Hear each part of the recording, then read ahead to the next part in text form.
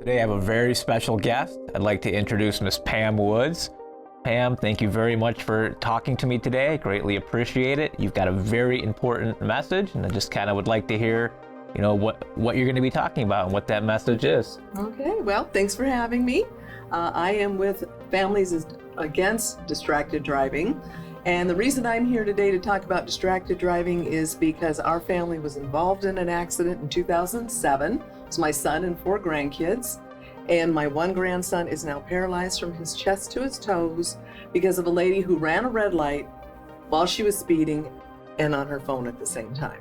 24 years old. So he is now paralyzed, and we have been dealing with that. He also has a brain injury. That made me decide that I needed to get out and talk more about distracted driving and get the word out a little bit more and a little bit harsher is the way I look at it. What a horrible tragedy that your family suffered, but I'm glad you're here to talk about it. It's an important thing you're doing. Thank you. And it's clear that your personal experiences drive your passion. Can you tell me a little bit more about the groups that you talk to and some of the presentations that you've done? A lot of the presentations that I've done have been with high schools. I go into either the health class, athletic department, wherever they think that maybe talking about a spinal cord injury could help and why the spinal cord injury is there. I've spoke to Rotary clubs. I've talked to Kiwanis. In Arizona, I actually went and spoke to a juvenile detention center, and where the counselors at the end said, when you got done, you could have heard a pin drop. And these kids are not pleasant kids. They really don't care what you have to say, but for some reason, they really listen to what you had to say. So I have spoke to UPS out in Arizona. I spoke to the truck drivers, talked to a lot. Okay, so if you wouldn't mind, I know it's not the easiest thing in the world, but to talk about, the events of that day in 2007 and just kind of walk us through what happened that day and just how it affected your family and maybe an update into like how your family is doing today. Well, May 17th, 2007, I got a phone call at work. My son, Mom, we've been in an accident. I said, okay, where are you? We're at Cooper and Main Street. I said, okay, I'll be right there. You need to hurry. The ambulance is taking Anthony now, which is my other grandson, and the helicopter's coming to take Sean to the Children's Hospital. I got there. I can't tell you how I got there, but I got there, and I came up on scene. Ambulance was already going up on the on-ramp onto the freeway. Helicopter was landing, and Sean was laying on the ground. Little 3-year-old just laying on the ground in the dirt with the nurse next to him and a doctor, and they flew him to the hospital that day. After that, he stayed in the hospital for months. Anthony got out sooner, and Sean was in there for a while, trying to help him out. We realized then at that point he was paralyzed, would never walk again. I talk about Sean during this presentation that I do after I explain to the kids exactly who this child is and what he means to us and how it's affected our family, that I feel I need to come out and tell the world about distracted driving.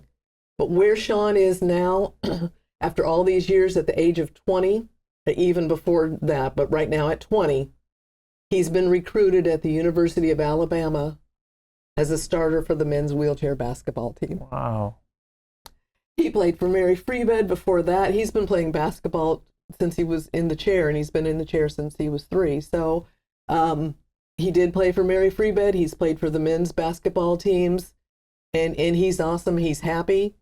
He's in finance at the university. And Anthony, who also was hurt bad that day too, he's in the United States Air Force. Wow. And he's in cybersecurity. So he's got a pretty good job. And but that's a day that we'll never forget. It's an amazing story, and I'm just very thankful that that Sean is living the life he is now and has been able to recover to this point. It's amazing. Yep. He's amazing. Excellent. I've got to imagine, giving this message as often as you do, it's got to be kind of emotionally draining, I'm sure. What keeps you going? What keeps you motivated to keep spreading this message? That's where the emotions come in. I can keep going because I know that my family lived that day. They all lived. Sean is badly hurt, but he lived and he moved on, and he did get to do his dreams. And he's 20 years old now. He was 3 when it happened. Wow. And he's living the dream right now. And I just continue to repeat to them, this is where he's at now, and kind of spring that on. It gets the attention back because now I'm talking high school and I'm talking college and I'm talking the fancy truck, and I've got their attention because I'm talking to a teenager. Wow. Again. So, I know that, a natural reaction a lot of people would be, and justifiably so, would be to feel sorry for Sean, take pity on Sean because of this unfortunate thing that happened in his life, but he's just done so much to overcome this. Could you talk about that journey and all the things he's done to overcome this obstacle in his life? Sean's journey, and one thing too that I didn't mention is he does have a brain injury, but he's a straight A student in school. He has played sled hockey again for Mary Freebed. He's got a lot of friends. He goes places. He has his own truck. It's all fancied up with the remotes, and I could never drive it, but Sean has this truck. Yeah. And Sean, he did driver's training and to his ability that he could, but he does have his own truck. Sean, he does okay with driving as far as where things are. He's not real good with the streets. He has a hard time. Sometimes he has a hard time talking, but one time we were going to his friends. His grandpa and I were in the truck with him. He was driving us. Wow. And he says, I think that the street is right up here. I don't know the name, but if you see the dead rabbit on the road, make a right. So I thought, oh my gosh, and you're driving? But that's how he did things. Yeah. And then it was the big American flag. That's where Dalton lives, the big American flag. So he does really well. And even now in college, he told me that his grades are good. And he said he's going to continue on. And he has talked about being a coach for basketball, but he calls it not a coach for wheelchair, stand-up basketball. Oh, I see. It stand-up basketball. He has big goals. He still has his dreams. Yep. So obviously he's overcome so many of these issues, and it just sounds like he's going to just go on to do great things and be a success in this world. And I'm very excited about that for you and for him. Thank you. Yeah, he was even on the USA team and played over in Thailand.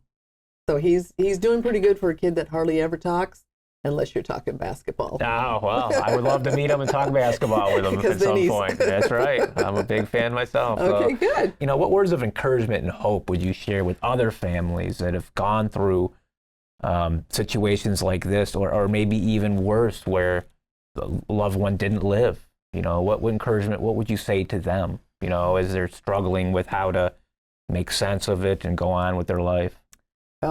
Well, right there. Go on with their life, keeping them in the memories, helping other people that are going through this, like I am attempting to do, and just be there for them. They've got foundations out there. They've got places you can go and talk to people, and just remember that this is what we're talking about. It's the driving. It's the distraction.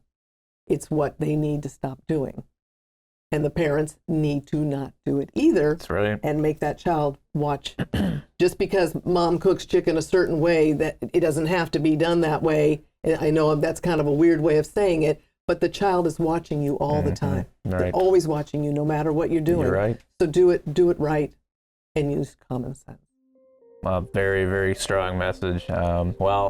I always have believed personally that, you could write statistics on the board and go through textbooks and watch videos, but it's got nothing on having somebody who's really gone through it come in and speak from the heart about it to the families. So we're very thankful for the job you're doing and the message you're spreading, and I'm sure that it's saving lives.